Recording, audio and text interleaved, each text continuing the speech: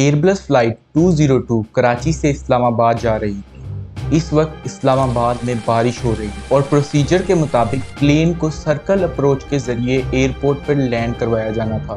Circle approach में पहले plane को 2500 फीट की हाइट पर लाया जाता है। उसके बाद ये येलो लाइन वाले पाथ को फॉलो कर बिल्कुल 180 डिग्री टर्न कर प्लेन को रनवे पर लैंड करवाया जाता है। मगर ये प्लेन वहां से टर्न करने के बजाय सीधा मार्गिला हिल्स की पहाड़ियों की तरफ चला जाता है। प्लेन के सारे अलार्म्स बार बार पायलट्स को बता रहे थे कि आपका प्लेन एक ऊंची पहाड़ी से टकराने वाला है। यहाँ तक के फर्स्ट ऑफिसर बार बार कैप्टन को कह रहा था,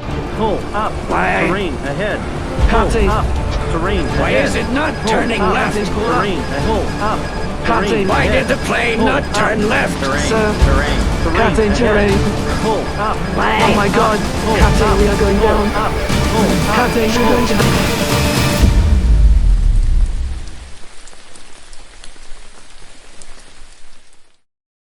28 जुलाई 2010 शेड्यूल के मुताबिक एयरबस A321 ने कराची से टेक ऑफ किया। इस प्लेन में 146 पैसेंजर्स और 6 क्रू मेंबर्स मौजूद थे। टेक ऑफ के बाद क्रू को टी सर्व की जाती है और इसी दौरान कैप्टन फर्स्ट ऑफिसर से कुछ सवाल करता है।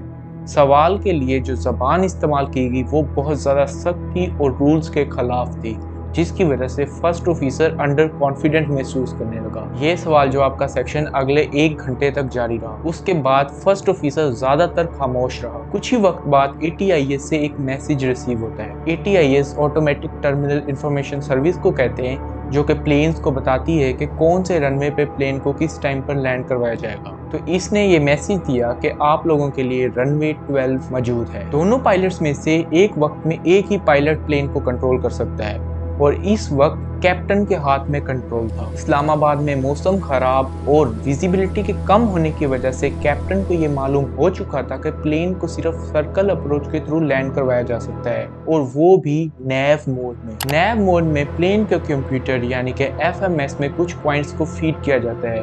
बाद में प्लेन इन पॉइंट्स को फॉलो कर लैंडिंग में हेल्प करता है। कैप्टन ने फर्स्ट ऑफिसर को FMS में 4 अनऑथराइज्ड वे पॉइंट्स को फीड करने का कहा, जो कि बिल्कुल रूल्स के खिलाफ थे। लेकिन फर्स्ट ऑफिसर क्योंकि डरा हुआ था तो उसने कैप्टन से सवाल ही नहीं किया कि क्यों हम ये अनऑथराइज्ड वे पॉइंट्स फीड कर रहे हैं। लेकिन अभी इन वे पॉइंट्स को एक्टिवेट नहीं किया गया था, क्योंकि पहले प्लेन को 2500 फीट की हाइट पे लाया जाना था ताकि पायलट्स को जो है रनवे नजर आ सके।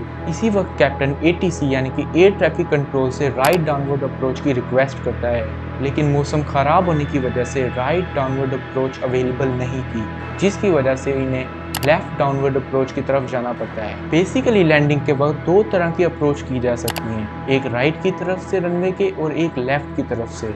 तो इस वक्त लेफ्ट की तरफ से रनवे की अप्रोच अवेलेबल थी, लेकिन राइट वाली अप्रोच अवेलेबल नहीं थी। 904 पर ATC पायलट से कंफर्म करती है कि आप लोग लेफ्ट डाउनवर्ड अप्रोच के थ्रू प्लेन को लैंड करवाने वाले हैं कि नहीं। तो फर्स्ट ऑफिसर दोबारा से राइट डाउनवर्ड अप्रोच की रिक्वेस्ट करता है, लेकिन दोबारा से ATC मना कर देती है क्योंकि इस वक्त वेदर बहुत ज़्यादा ख़राब था। याद रहे कि लेफ्ट की साइड पर कैप्टन और राइट की साइड पर फर्स्ट ऑफिसर था, जिसे कि जूनियर पायलट कहा जाता है। अब पायलट्स के पास 2 ही ऑप्शन थे, जहां तो वो लेफ्ट डाउनवर्ड अप्रोच के थ्रू प्लेन को लैंड करवा दें, या तो वो होल्डिंग पैटर्न में डाल दें, जब मौसम थोड़ा बेहतर हो तब लैंड करवाएं। ATC को कहा कि हम आपकी बात समझते हैं और हम लेफ्ट डाउनवर्ड अप्रोच के थ्रू प्लेन को लैंड करवाएंगे। ओके। 9:33 अब प्लेन 3700 फीट की हाइट पे था और ILS एस्टेब्लिश हो चुका था। कुछ मिनट बाद पायलट्स ने दोबारा से ATC से पूछा कि अब लाइट डाउनवर्ड अप्रोच के लिए वेदर कैसा है, लेकिन ATC ने दोबारा से कहा कि राइट डाउनवर्ड अप्रोच अवेलेबल नहीं है, लेफ्ट डाउनवर्ड अप्रोच अवेलेबल है।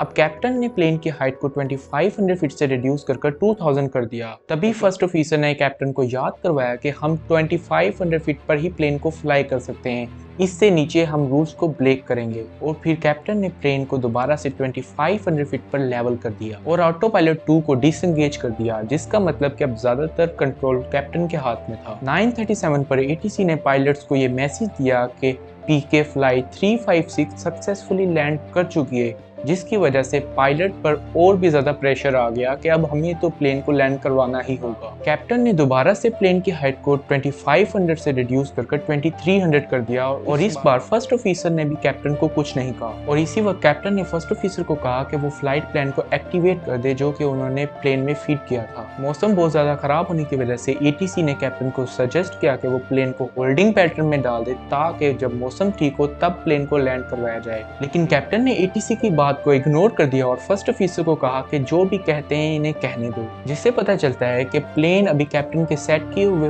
वे पॉइंट्स पर फ्लाई करने वाला जो कि रूल्स के खिलाफ था और एटीसी को इस बात का पता ही नहीं था। 9:38 पर कैप्टन ने फर्स्ट ऑफिसर को कहा कि वो प्लेन को नैव मोड में डाल रहा है, जबकि नैव मोड में प्लेन को डालने के लिए नोब को पुल करना होता है जो कि कैप्टन भूल गया, जिसकी वजह से प्लेन एक सीधी डायरेक्शन में फ्लाई करता रहा और डेंजर जोन में जाने लगा। कैप्टन को फर्स्ट ऑफिसर ने पूछा कि क्या आपको रनवे नजर आ रहा है, तो कैप्टन ने कहा जी हाँ विजुअल है, जबकि ऐसा बिल्कुल नहीं था। कैप्टन को इस वक्त अंदाजा ही नहीं था कि वो कहाँ पर है। फाइनली कुछ देर बाद कैप्टन ने प्लेन की नोब को पुल किया और अब प्लेन टर्न होने लगा था, लेकिन अब बहुत देर हो चुकी थी।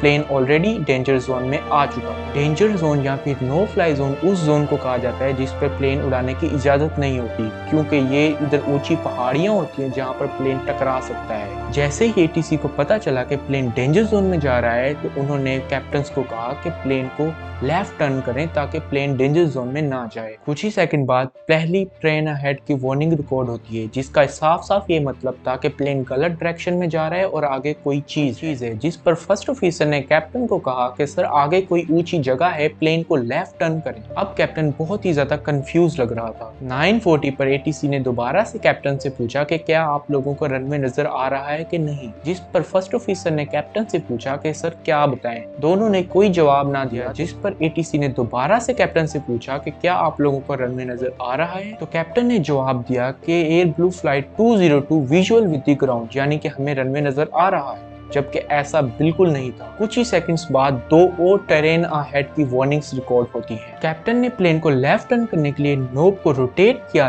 लेकिन उसको पुल नहीं किया, जिसकी वजह से कमांड एक्टिवेट नहीं हुई और प्लेन दोबारा से राइट की तरफ ही मुड़ता चला गया। और कुछ ही सेकंड्स में नोब को रोटेट करते हुए कैप्टन ने हेडिंग को 307 डिग्री से 87 डिग्री तक कर दिया और फिर नोब को पुल किया, जिसकी वजह से प्लेन लेफ्ट टर्न करने के बजाय दोबारा से राइट को टर्न होने लगा, जिसका सीधा सा मतलब था कि अब प्लेन तेजी से मार्गिला हिल्स की पहाड़ियों की तरफ जा रहा था। प्लेन में बार बार टेरेन अहेड और पुल अप की वार्निंग्स आ रही थी कि प्लेन को ऊपर की तरफ लेके जाएं ताकि टकराव ना हो। इस वक्त प्लेन बहुत ही ज्यादा डेंजरस सिचुएशन में आ गया था। कैप्टन को ये पता ही नहीं चल रहा था कि मुझे करना क्या है और मैं कर क्या रहा हूँ। फर्स्ट ऑफिसर बार बार कैप्टन को ये कह रहा था कि sir turn left pull up, turn left pull up, turn left pull up, मगर कैप्टन कह रहा था कि ये लेफ्ट टर्न क्यों नहीं हो रहा। और फिर कैप्टन ने ऑटो पायलट 1 को भी डिसएंगेज कर दिया और स्टिक और पैडल के जरिए प्लेन को लेफ्ट टर्न किया और उसके बाद कैप्टन ने प्लेन की हाइट को 3600 पे कर दिया। तो कैप्टन ने प्लेन की स्पीड को इंक्रीज करने के लिए थ्रस्ट लेवल बढ़ाया और प्लेन को नीचे की तरफ कर दिया ताकि प्लेन ज्यादा तेजी से लेफ्ट की तरफ टर्न हो, लेकिन इसका उल्टा असर हो गया कि प्लेन के ऑटो थ्रस्ट लेवलर ने प्लेन की स्पीड को मेंटेन किया ताकि प्लेन की बॉडी पर अफेक्ट ना आए, जिसकी वजह से प्लेन की स्पीड और भी ज्यादा डिक्रीज होगी और प्लेन तेजी से नीचे जाने लगा। और फिर आखिरी बार फर्स्ट ऑफिसर ने कैप्टन को कहा sir turn left pull up, we are going down, और ये फर्स्ट ऑफिसर के आखिरी अल्फाज थे। 9:41 पर प्लेन मार्गिला हिल्स की पहाड़ियों में टकरा गया।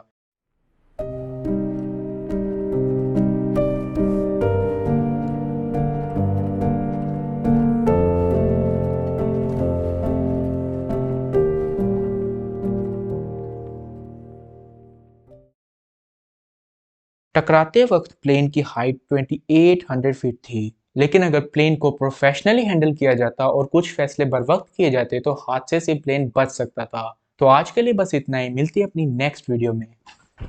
ओह वेट, अगर आपको वीडियो अच्छी लगी हो तो वीडियो को लाइक करना और चैनल को सब्सक्राइब करना है ऐसी वीडियो देखने के लिए। अल्लाह हाफिज।